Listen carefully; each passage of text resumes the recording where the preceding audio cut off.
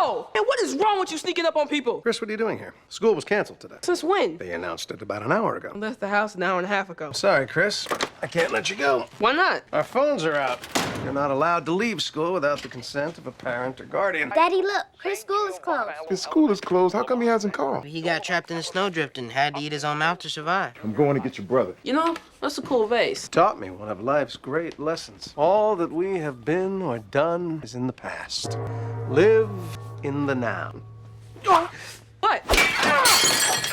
What are you guys doing down there? I'm just talking. What are you doing here? Well, I called your house, and Drew said you were here. I couldn't believe it, so I had to come and check for myself. When you get home, call my dad and tell him I'm on the way. No problem. Oh, well, see you.